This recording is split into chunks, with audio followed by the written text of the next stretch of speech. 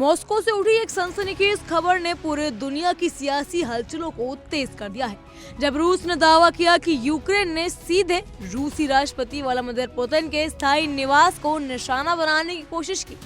रूस यूक्रेन युद्ध के बीच दावा केवल एक सैन्य घटना नहीं बल्कि वैश्विक राजनीति में बड़े संकेत देने वाला आरोप बन गया है। जी हाँ, क्रेमलिन के इस दावे ने अंतर्राष्ट्रीय मंच पर तनाव और गहरा कर दिया है। लेकिन अब इस मामले में एक नया ट्विस्ट सामने आया है, जिसने रूस के दावों पर सवाल या निशाने खड़े कर दिए हैं। रूस ने बीते सोमवार को आरोप लगाया कि यूक्रेन ने मॉस्को के उत्तर में नोवगोरोड क्षेत्र में स्थित राष्ट्रपति व्लादिमीर पुतिन के स्थायी आवास पर ताबड़तोड़ ड्रोन हमले करने की कोशिश की।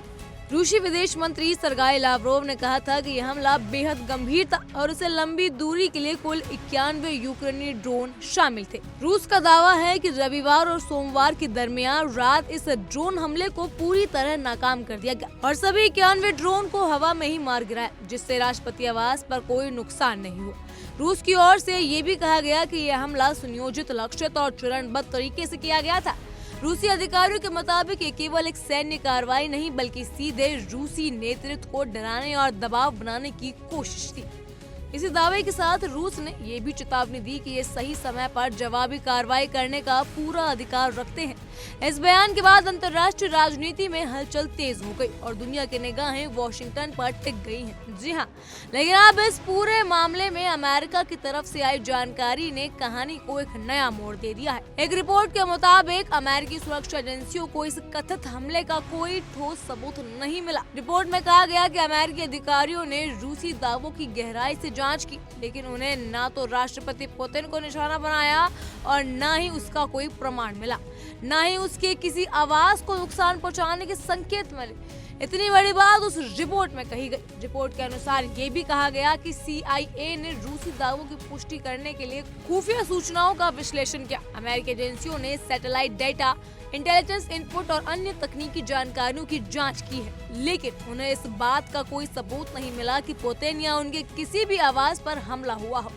अमेरिकी अधिकारियों का कहना है कि उन्हें पुतिन की जान को किसी भी तरह का तत्काल खतरा नजर नहीं आया, जिससे रूस के दावों को बड़ा झटका लग सकता है। इस बीच रूस अपने दावों पर पूरी तरह अड़ा हुआ है।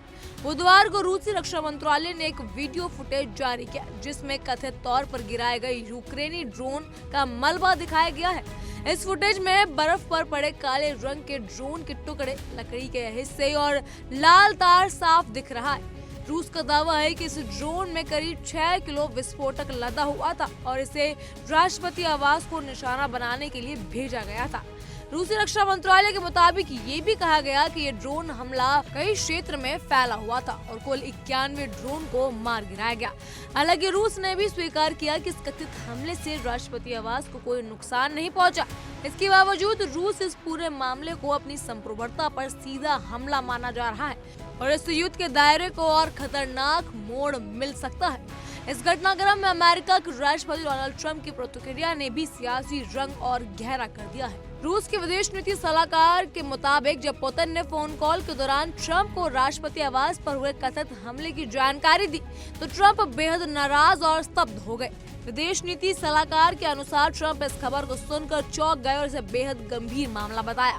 इसके बाद बुधवार को ट्रंप ने सोशल मीडिया पर एक पोस्ट जारी किया, जिसमें रूस पर यूक्रेन में शांति प्रयासों को कमजोर करने का आरोप लगाया गया था।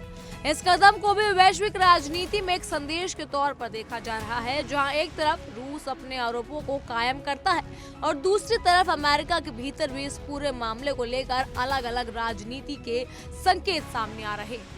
उधर यूक्रेन ने रूस के सभी दावों को सिरे से खारिज कर दिया है। यूक्रेन का कहना है कि यह आरोप पूरी तरह बेबुनियादी है और रूस ने जानबूझकर ये दावा किया है कि ताकि कीव और वॉशिंगटन के बीच रिश्तों में तनाव पैदा किया जा सके। यूक्रेन ने इस कथित हमले को शांति वार्ता को कमजोर करने की रूस की एक नई कोशिश बताया। यूक्रेन के राष्ट्रपति जेलेंस्की ने भी इस मुद्दे पर कड़ा रुख अपनाया। उन्होंने पुतिन के आवास पर कथित हमले को लेकर कई देशों की ओर से की गई निंदा पर भी सवाल उठाए। जेलेंस्की का कहना है कि बिना किसी ठोस सबूत के ऐसे आरोपों की निंदा करना गलत है और इससे रूस को अंतर्राष्ट्रीय स्तर पर अपनी कहानी गढ़ने का मौका मिलता है। इन तमाम दावों और प्रतिदावों के बीच स्थिति और ज्यादा जटिल हो गई है। एक तरफ रूस वीडियो फुटेज और ड्रोन मलबे दिखाकर अपने दावों को सही ठहराने की कोशिश कर रहा है, तो दूसरी तरफ अमेरिका और उसकी खुफिया एजेंसियां साफ कह रही हैं कि उन्हें पुतिन के आवास पर हमले का कोई सबूत नहीं मिला। इस टेलीग्राफ ने एक बार फिर ये सवाल खड़ा कर दिया है कि रूस यूक्रेन में सूचना युद्ध कितना गहरा और खतरनाक हो चुका है। फिलहाल इतना साफ है कि पुतिन के घर पर हमले का ये मामला केवल एक सैन्य घटना नहीं बल्कि वैश्विक राजनीति, कूटनीति और शक्ति संतुलन से जुड़ा हुआ मुद्दा बन चुका है। अब देखने वाली बात ये होगी कि इन सब पर रूस या जेलेंस्की का क्या बयान आता है। क्या ट्रंप बीच में कुछ फिर बोलेंगे या नहीं? इन सब पर आपकी क्या राय है, हमें कमेंट सेक्शन के जरिए जरूर बताइएगा। फिलहाल के लिए इतना ही। तमाम खबरों के लिए फॉलो कीजिए इंडिया डेली को।